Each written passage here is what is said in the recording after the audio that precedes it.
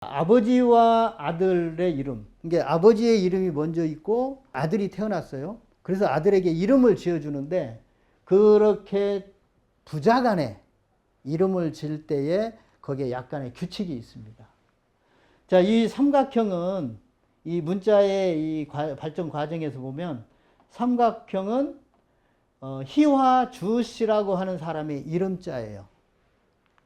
저거 이제 우리가 차후에 공부를 하게 될 겁니다. 희화주 씨의 이름자인데 희화주 씨가 아들을 낳았어요. 이 우리가 앞서 보았던 고양시는 희화주 씨의 아들입니다. 그래도 이분이 아들을 낳아서 이름을 지어야 주는데 이름을 질 때에 이 삼각형을 좌우로 변환을 해요. 근데 좌우로 변환을 하니까 어떻게 돼요? 모양이 똑같아지죠. 그래서 이 모양을 그대로 쓰지 않고 이렇게 상하로 두 개를 만듭니다. 그러니까 첫 번째 삼각형 밑에 두 번째 삼각형, 그런 뜻이에요. 모양이 삼각형이 아니면은 그냥 바꿔서 썼을 거예요. 근데 모양이 삼각형이다 보니까 좌우로 변환을 해도 모양이 그대로예요. 그래서 같이 쓸 수가 없어요. 그래서 이런 글자를 만듭니다. 삼각형을 두 개. 요 글자, 지금 앞서 보았던 고양시의 고자는 그렇게 해서 만들어집니다. 좌우 변환이 아버지의 이름자, 이게 우리가 지금 이름을 줄 때에 항렬이라는 게 있습니다. 그래서 어떤 혈통들은, 어떤 성씨들은 항렬자만 알면 혈연관계를 금방 알 수가 있어요. 저 같으면 이제 구자가 항렬이고 우리 이제 아들은 남자가 항렬인데 그 항렬자만 알면 우리가 그 부자 관계, 세대 간의 관계를 알 수가 있죠. 그것처럼 그런 전통이 이 고대에 이 할아버지들 때부터 뭔가 시작이 되었다라고 볼 수밖에 없을 정도로 이분들은 그런 이름을 질 때의 그런 규칙을 생각하고 이름을 지었습니다. 그래서 희화주 씨의 삼각형을 가지고 아들, 고양시의 이름을 짓는데 모양이 똑같으니까 이렇게 그 상하로 두 개를 만들어서 고자를 만들었다. 그 다음에 요 글자는 이제 극명하게 좌우로 변환된 것을 보여줍니다. 중려곤이라고 하는 사람이 있습니다. 이분은 이제 고양시의 셋째 아들인데 중려곤이라는 사람의 이름자가 앞에 배주자가 있고 여기에 삼각형이 있고 이렇게 기둥이 하나 서 있는, 이게 이제 그 중려곤이라는 사람의 이름자입니다. 근데 이 사람이 장가를 가가지고 아들을 낳았어요. 아들을 낳아서 이름을 지어주는데 글자를 좌우로 변환을 시킵니다. 그래서 우측에 있던 삼각형이 좌측으로 가고 좌측에 있던 이 배주자가 우측으로 오고 명확하게 좌우 변환을 시켜서 아버지의 이름을 이용해서 아들의 이름을 지은 그런 사례를 이렇게 설명을 드릴 수 있습니다. 자, 이것은 또 그 모양의 변화를 보면 배주자를, 여기 이제 가운데 있는 게 배주자입니다. 이걸 두 손으로 잡아서 이렇게 받드는 모양. 이런 이름으로 아버지 기라고 하는 분이 이름을 지어줘요. 이때 이제 아버지 기는 누구냐면, 이게 소호 금천씨입니다. 그래서 소호 금천씨가 자기 사위인 희화주 씨에게 지어준 이름자가 요 글자예요. 두 손으로 배를 이렇게 받들어 올리는 모양. 그런데 이 배주, 이것을 이름으로 한 희화주 씨의 아들에게도 이름을 똑같이 지어줍니다. 이 북이라는 분이 이름을 지어주는데, 고양시는 희화주 씨의 아들이에요. 그래서 이 모양을 약간 변형시켜서 이름을 지어줍니다. 위에 손이 있고 손 하나는 아래로 이렇게 받쳐가지고 한 손으로 주고 한 손으로 받는 모양. 이렇게 이제 약간의 변화를 주어서 아버지의 이름, 아들의 이름. 뭔가 그 부자 간의 이름을 짓는데 약간의 그 관련성을 짓는다는 것을 알 수가 있죠. 자, 이 이름, 이 글자도 희화주 씨의 이름자입니다. 여기 그 호미와 같은 모양이 보이고 그 밑에 발이 하나가 보이는데 발가락이 셋입니다. 자, 이 발가락이 셋인 것은 앞에서 그 희화주 씨의 이름자가 삼각형으로 표시된 것을 여러분들이 기억을 하시면 도움이 될 겁니다. 삼각형은 숫자 셋과 관계가 있고 그래서 발가락을 이렇게 3개를 표시를 합니다. 자, 희화주 씨가 아들을 낳았어요. 아들은 앞에 말씀드린 고양시입니다. 그래서 고양시에게도 동일한 이름을 지어주는데 여기는 발가락이 3이었는데 여기는 발가락을 4개를 이렇게 그립니다. 그러니까 초기에 저렇게 이름을 지을 때에 이미 숫자 하나, 둘, 셋, 넷이 이제 등장을 했다는 것과 그 다음에 적어도 이분들이 앞에서 이 희화주 씨의 이름자가 삼각형이라는 거 말씀드렸어요. 이분들이 삼각형과 관련된 그런 모종의 주인공들일 수 있다. 이런 것을 이제 이 글자에서는 알 수가 있습니다. 자, 이 2개의 글자는 다른 내용들은 이 글자를 이제 구성하고 있는 부속 사인들이라고 할 수 있어요. 그런데 이 맨 위에 있는 글자들을 보면은 모양이 비슷한데 좌측에 있는 것은 아랫부분에 선이 하나가 있습니다. 그런데 우측에 있는 것은 선이 2개 있습니다. 자, 요게 이제 아버지, 그러니까 이 2 사람이 혈연 관계에 있는데 요 사람은 아버지에 해당되는 분, 여기는 이분의 아들에 해당되는 분, 이렇게 한 세대를 띄어서 이름을 이렇게 지어줬다. 그런데 그 내용에 따라서 여기도 이제 모양이 조금 변하죠. 할아버지 기. 그런데 이분이 여기에서는 어떻게 됐어요? 좌우로 변환이 되어 있죠. 똑같은 조, 여기는 기인데 기를 거꾸로 그렸죠. 요래서 이분이 앞세대고 이분은 그 다음 세대다. 말하자면 부자간의 관계에 있다. 그런 것을 여기서도 이제 알 수가 있습니다. 그 다음에 여기서는 보면은 아버지 신자인데 이게 신자예요. 아들자와 같이 쓰기도 하고 신자인데 여기에는 그냥 위에 아무 선이 없는데 여기에 선이 하나가 더 들어있어요. 그래서 이분이 아버지고 이 글자를 쓰는 사람이 그 다음 세대 아들이다. 말하자면 저런 이제 자기 청동 제기에 서명한 저런 사람들의 이름의 표기에서 우리가 모종의 그 혈연 관계들을 읽어낼 수가 있다. 그런데 그걸 읽어낼 수 있는 것이 이분들이 사람의 이름을 새길 때에 뭔가 저런 규칙을 지켰다. 규칙이 있고 그걸 지키려고 한 흔적들이 여기에 담겨져 있다. 저런 걸 통해서 이제 그 글자들이 나타내려고 하는 사람이 누구고 그 사람의 혈연 관계, 부자 관계 이런 것들을 알아낼 수가 있다. 왜 그러냐면 대부분 우리가 이제 동양 고전을 통해서 옛 역사적인 인물들에 대한 이야기를 많이 듣는데 주로 이제 이 청동기가 등장하는 이 시기는 목의 중심의 사이였습니다. 그런데 훗날 예를 들어서 공자께서 뭐 시경을 다시 쓰고 서경을 또 정리하고 이럴 때 그 후대에는 전부 북의 중심의 사유였어요. 따라서 목의 중심의 사유에서 만들어졌던 이야기들을 북의 중심의 사유에서 재구성을 해서 쓰다 보니까 이 옛 사람들의 혈연 관계가 아주 엉망이 되어 있습니다. 그것은 이제 목의 사유의 특성을 이해하지 못하고 북의 사유의 관점에서 고대를 보았기 때문에 이제 불가피한 일이기도 했는데 어쨌든 그런 사서와 고전에 담겨 있는 그런 역사적인 인물들의 혈연 관계를 이런 명문을 통해서 우리가 다시 바로잡을 수가 있습니다. 이것 또한 그 청동기 명문이 가지고 있는 사료적 가치로서 중요한 부분이라고 할 수 있겠습니다. 그 다음에 이제 그릇에 보면은 대개 뚜껑이 있고 그 다음에 몸체가 있습니다.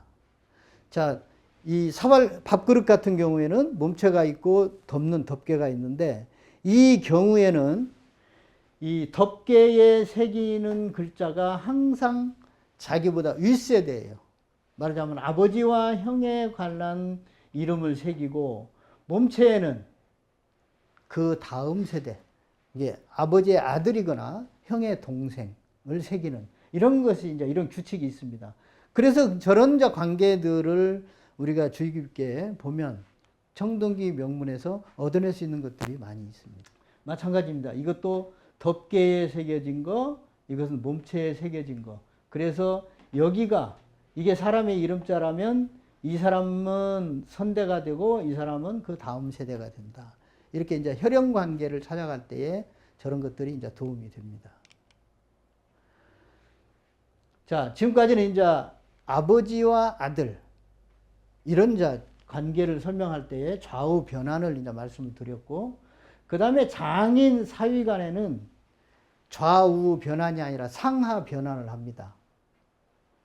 자, 그래서 희와 주씨의 이름자가 요 삼각형인데, 희와 주씨가 자기 사위인 소호 금천씨에게 이름을 지어줄 때 이 삼각형을 상하로 뒤집어요. 그래서 이렇게 역삼각형 형태로 된 이 글자가 소호 금천씨의 이름자가 됩니다. 자, 이 두 개의 기호는 우리 고대사를 이렇게 우리가 재구성할 때 정말로 중요한 포인트가 됩니다. 왜냐하면 이 삼각형으로 시작되는 역사적인 내용과 문자가 있고, 이 역삼각형으로 시작되는 역사와 문자가 따로 있기 때문에 그래요. 자, 어쨌든 이 삼각형이 문자로 등장을 하는데, 사람의 이름자로 등장을 하는데, 그 초기의 삼각형은 희와 주씨의 이름자다. 그런데 그 희와 주씨의 사위인 소금천씨에게 이름을 지어주면서 희와 주씨의 이름자를 상하로 뒤집어서 역삼각형으로 소금천씨의 이름을 지어줬다. 자, 이것은 정말 우리가 꼭 기억을 해야 될 중요한 역사적인 사건이라고 할 수 있습니다.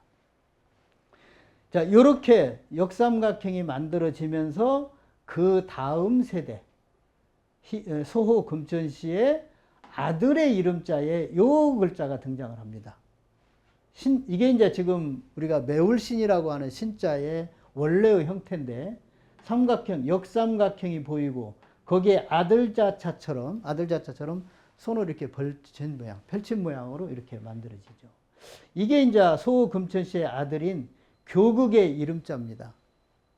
그러니까 이 삼각형이 그대로 좌우 변환을 해서 삼각형을 위에다 두고 아들자자를 저렇게 써서 소호 금천씨의 아들을 나타냈다. 이 글자가 이제 현재 한자에서 매울신자가 됩니다. 자, 계속 보겠습니다. 희와 주씨가 자기 사위에게 이렇게 이름을 지어줬는데, 이 글자가 이제 소호 금천씨의 이름자고, 소호 금천씨가 아들을 낳아서 이름을 지어줬는데 그 이름자가 좌우 변환을 해서 신자다. 그런데 교극이 또 아들을 낳았어요. 교극의 아들이 누구냐면 그 고양시와 우리가 그 늘 비교해서 쓰는 제국 고신씨입니다. 교극이 아들을 낳자 그 아들에게 이름을 지어주는데, 부자간에는 항상 이게 그 좌우 전환이니까 이 모습을 그대로 이렇게 또 바꿔요. 그런데 아까 희와 주씨가 아들 고양시에게 이름을 지어주면서 삼각형을 좌우로 전환하니까 똑같은 모양이 되어버리죠. 그래서 상하로 두 개를 해서 고자를 만든 것처럼, 이번에 그 교극은 자기 아들에게 이름을 지어주면서 좌우로 전환을 해도 모양이 똑같으니까 위에다가 선을 하나 더 그어요. 이렇게. 이 아래 것을 보면 더 명확하죠. 이런 모양으로. 그래서 이 글자가 지금 우리가 제국 고신이라고 쓸 때의 그 신자가 됩니다. 그러니까 이 제국 고신의 신자는 이렇게 세 개의 계통을 거치면서 소호 금천씨와 교극을 거치면서 완성된 글자다. 이렇게 글자의 내역에서 지금 우리가 그 역사적인 인물들, 고신씨와 그 다음에 소호 금천씨, 그 다음에 그 사이에 교극, 그리고 소호 금천씨의 이름자의 기원인 희와 주씨, 이런 관계들을 우리가 읽어낼 수가 있습니다. 지금 삼각형에서 비롯되는 이 문자들의 진행 과정을 보고 있는데, 이 신자가 지금 우리가 이렇게 쓰고 있는 매울신자입니다. 그리고 이 신자에서 만들어지는 글자 계통이 바로 임금 제자, 그 다음에 새로울 신자, 그 다음에 우리가 친하다고 할 때 친자. 이 계통이 바로 고신씨의 이름자에서 만들어집니다. 자, 저런 것이 있기 때문에 문자를 통해서 우리가 역사를 알 수 있다고 하는 것이 강력한 어떤 선언이 되는 것입니다. 우리가 이제 임금의 호칭 중에 임금 왕이 있고 임금 제가 있습니다. 그 언뜻 우리가 생각하기로는 임금 제가 뭔가 더 높을 것 같은 그런 느낌이 들죠. 근데 문자의 발전 과정에서 보면 임금 왕은 희와주씨의 아들인 고양시 때 만들어져요. 그런데 임금 제는 고양시 시대가 여기에 속한다면 그 다음 세대를 지나면서 제자가 등장을 해요. 그러면 임금을 제라고 부른 시기, 임금을 왕이라고 부른 시기, 그 시기를 우리가 알아낼 수가 있는 거죠. 왜냐하면 이렇게 사람이 그대 한자들이, 중요한 한자들이 사람의 이름자에서 비롯되기 때문에 그래요. 그러니까 우리가 지금까지 막연하게 사망오제, 제가 앞설 것이다, 이렇게 이제 생각하는 것들이 문자의 세계로 돌아오면 명확하게 그 출처가, 시기가 이렇게 드러나게 됩니다. 그래서 지금 이제 우리가 여기서 이제 공부하려고 하는 이 고대 문자에 대한 연구는 뭔가 우리가 지금 아리송하고 명확하게 말하기 어려운 우리의 고대 국가, 특히 고대 조선의 역사를 이야기하는데 정말로 중요한 그런 사료라고 할 수 있습니다. 그 일단을 이제 설명을 이렇게 하나로 드렸습니다. 자, 여기서는 이제 우리가 주목해야 될 게 또 하나가 있는데, 아까 고양시에 점이 등장했다는 거, 그 다음에 희와 주씨의 이름자에서는 삼각형의 출현이라는 것을 우리가 주목해 볼 필요가 있습니다. 왜 삼각형을 우리가 주목해야 되냐면, 삼각형은 원방각을 구성하는 세 번째 요소잖아요. 그래서 그냥 저런 삼각형이 사람 이름자에 한번 등장하고 사라졌다, 언제 쓰였다, 물론 그 자체도 중요합니다. 그러나 이 삼각형은 우리가 흔히 말하는 원방각을 표현하는 그 요소 중에 하나이기 때문에 이 삼각형은 우리가 특별히 좀 주목해서 볼 필요가 있습니다. 자, 어쨌든 이제 설명을 드릴 건데, 이 삼각형은 우리가 한국 사람들이 자기가 살고 있는 것을 집이라고 부르는 말의 원초적인 형태입니다. 원초적인 형태면서 원초적인 의미입니다. 왜냐하면 이 삼각형을 가지고 한자에서는 삼합집이라고 불러요. 그러니까 삼각형 자체가 그 고유한 하나의 한자예요. 뜻은 삼합이라고 하는 것은 세수 합이라는 뜻이에요. 그러니까 이 글자가 원래 셋을 합한다는 의미로 만들어졌다, 이런 뜻이에요. 따라서 저 삼각형을 희와주씨가 이름자라고 썼다면, 그러면 희와주씨를 중심으로 그 합해진 나머지 둘은 누구냐, 이걸 또 우리가 찾아내야 되는 거죠. 그런 이제 숙제를 하나 남기고, 또 하나는 우리가 쓰는 집이라고 하는 용어의 원래의 개념. 우리는 왜 우리가 오늘 돌아가는 그곳을 집이라고 부르냐, 그리고 집이라고 부를 때 의미가 뭐냐, 이런 것들을 생각해 볼 수 있는 원초적인 기호가 바로 삼각형이다, 이런 뜻입니다. 자, 그리고 셋의 합이라고 할 때 셋은 여러 가지 구성이 있을 수 있습니다. 지난 시간에 말씀을 드렸던 것처럼 우리 한국 사람들은 특히 세상의 관계를 셋으로 보기를 즐겨 했습니다. 그래서 이 셋의 관계는 우리 주위에 즐비합니다. 우리 정체성은 셋과 관계가 있어요. 그런 연장선상에서 이 집이라는 말도 이 셋으로 구성이 되어 있다. 그러니까 집이라는 말은 우리의 정체성을 그대로 잘 반영하고 있는 그야말로 우리말이다, 이렇게 말할 수 있고, 희와주씨의 이름자에서 삼각형이 됐다면 나머지 두 분은 누구일까? 이걸 찾는 일이 이제 남아있고, 그 두 분을 찾으면 삼각형은 그야말로 우리 한민족사의 요람이라고 할 수 있다. 자, 아까 이제 역삼각형의 그 변화를 쭉 봤기 때문에 이번에는 삼각형의 변화를 한번 또 보도록 하겠습니다. 삼각형은 희와 주씨의 이름자고 희와 주씨의 아들인 고양씨의 이름자를 지을 때 좌우 변환을 했으나 모양이 변화가 없기 때문에 상하로 두 개를 쌓아서 이 고자를 만들었다고 말씀을 드렸습니다. 자, 이 고자가 이제 그렇게 등장을 합니다. 그러니까 고라고 하는 글자, 우리가 쓰고 있는 이 글자의 기원은 희와 주씨의 그 다음 세대인 고양씨의 세대와 정확하게 일치해 있어요. 그러니까 고자를 알면 희와 주씨의 고양씨의 시대를 알 수 있고 고양씨의 시대를 알면 고자의 기원을 알 수 있고 뭐 이런 글자들이 우리 역사와 그렇게 긴밀하게 연결이 되어 있습니다. 그 다음에 고양씨를 알면 그 아버지인 희와 주씨를 알 수 있고 이런 게 바로 역사잖아요. 그리고 이제 이분들의 흔적이 우리 이제 고대사인데 그분들이 남긴 흔적 중에 하나가 또 하나가 이름입니다. 이름. 그래서 우리가 지금 이름을 통해서 계속 문자의 역사를 말할 수가 있는 거예요. 자, 이제 이 고자가 이렇게 등장을 하는데 고자 밑에 있던 이제 두 개의 기둥의 이제 출처가 바로 요 글자입니다. 그러니까 요 삼각형은 희와 주씨를 의미하고 이렇게 그 밑에 그은 이 글자 기둥, 이 기둥은 제사를 드린다는 뜻입니다. 그래서 이 글자로부터 발전하는 한자가 나 여자인데 나를 나라고 할 때의 그 나의 정체성은 아버지 제사를 드리는 사람 그런 뜻입니다.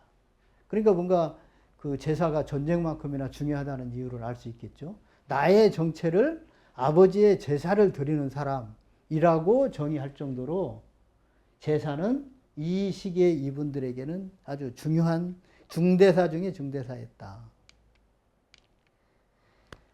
그 다음에 이제 이 고자가 나오면 그 다음에 이 글자가 만들어집니다.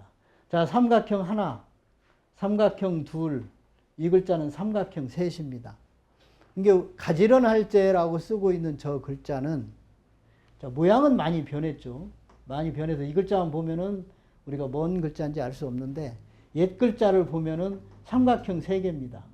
따라서 여기서 가지런하다라고 하는 저 내용도 무엇과 결부시켜서 이해를 해야 되냐면 제사와 관련해서 우리가 제사를 드릴 때는 어떻게 주변을 어떻게 정리를 하겠어요? 심지어 정화를 하기도 하잖아요.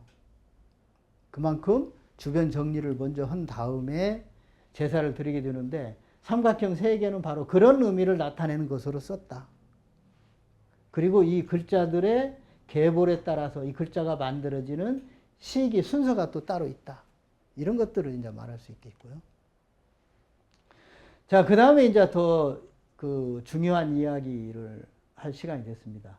여기 지금 제가 제목으로 원방각의 출현 이렇게 설명을 비쳤는데 우리 원방각은 천지인을 상징하는 상징 기호로서 우리 한자와 한글이 만들어지는 원초적인 토대이기도 합니다.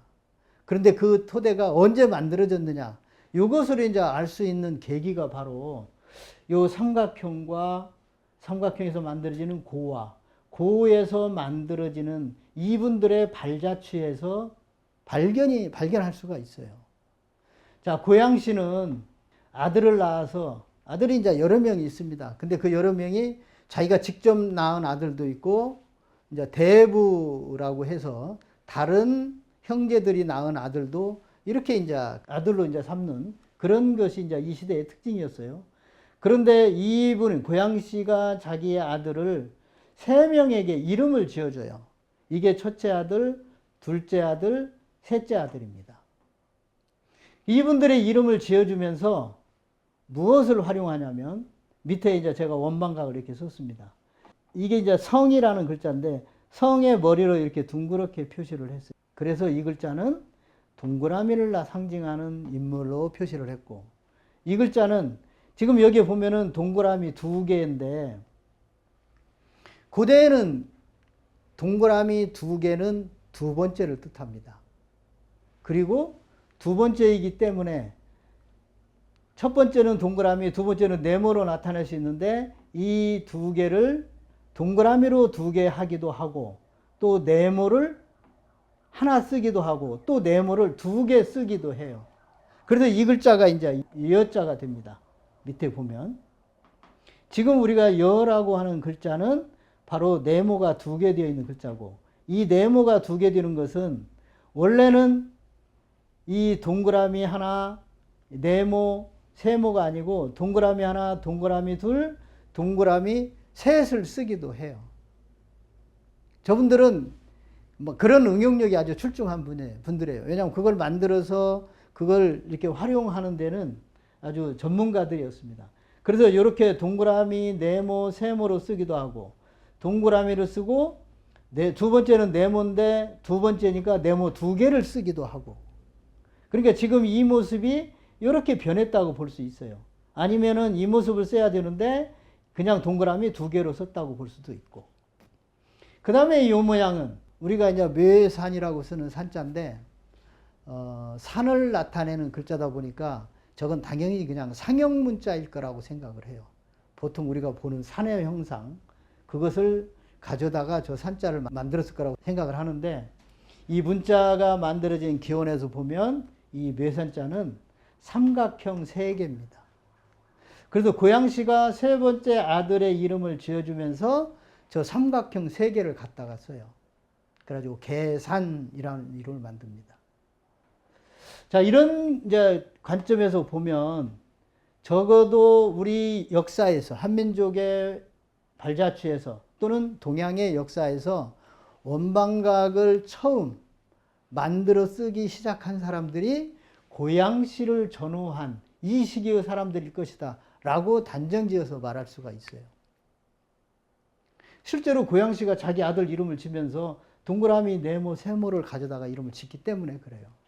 자, 어쨌든 고양시가 동양사에서 중심에 있는 인물입니다. 그것은 이 우리가 지금 쓰고 있는 이 원방각과 관련해서 자기 아들들의 이름을 동그라미, 네모로 했을 뿐만 아니라 자기의 이름을 아까 우리가 주라는 이름에서 보았죠? 점으로 썼다는 거. 자, 그래서 이제 이 세 이름을 이렇게 다시 재구성해서 설명을 드릴 수가 있습니다. 희와 주씨, 두 번째 희와 주씨 아들 고양시, 고양시가 세 아들의 이름을 지면서 이렇게 동그라미, 네모 두 개, 삼각형 세 개를 가지고 이름을 지었다. 저걸 가지고 우리는 동양의 원방각의 출현은 고양시의 시대일 것이다. 이렇게 이제 미루어 짐작을 할 수가 있습니다. 그리고 이 세 분은 아까 칼족보에서 말씀드렸던 고양시의 첫 번째 아들 성축, 충룡, 상이라고도 하는 분. 왜 고대인들이 저렇게 이름이 여러 개냐면 고대인들은 이름을 갖는 것을 매우 자랑스럽게 여겼어요.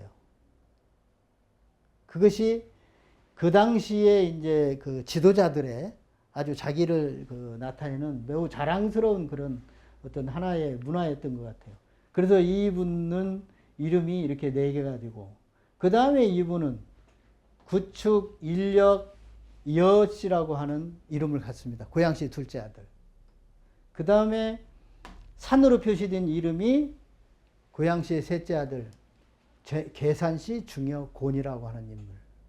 자, 저 인물들에 대해서는 이제 차후에 설명을 좀 드리기로 하고, 어쨌든 고양시에 걸출한 아들들 세 명이 이제 역사에 등장을 하는데 그 이름자가 우리의 그 하늘과 땅과 만물을 나타내는 상징 기호인 원방각을 가지고 이름을 지어졌다. 이런 측면에서 고양시는 우리 한민족의 역사와 문화와 철학의 정점에 있는 인물이다. 이렇게 말씀을 드릴 수 있습니다. 고문을 이제 두서없이 이렇게 여러 설명을 드렸는데, 이 지금까지 설명을 드린 것은 앞으로 고문을 이제 설명하기 위한 기초 지식을 설명드렸다. 이렇게 이해를 해주시면 좋겠습니다. 그 문자는 앞에서 말씀드린 그런 여러 가지 규칙 또는 어떤 원칙, 원리 이런 것을 담고 있기 때문에 문자들을 통해서 우리가 얻어낼 수 있는 것들이 많이 있습니다. 그리고 특히 초기의 문자들은 사람의 이름자와 관련해서 만들어지기 때문에 사람의 이름이 곧 역사가 되고 그 인물들이 우리와 혈연 관계에 있다면 저분들의 발자취가 바로 우리의 역사가 됩니다. 그래서 지금까지 우리가 부족하게 느끼는 우리의 사료, 그 사료의 일부분을 고문자에서 우리가 얻을 수가 있고, 저 고문자에 담긴 그런 그 역사적인 사실들을 우리가 조금만 익힌다면 기존에 우리가 알고 있던 역사를 다시 재구성할 수 있는, 그래서 이제 우리 역사, 우리 고대사, 우리 뿌리에 대한 역사의 완성도를 높여갈 수 있는 중요한 학문의 분야다, 이렇게 말씀을 드리고 다음 시간에 또 이어서 말씀을 드리도록 하겠습니다. 고맙습니다.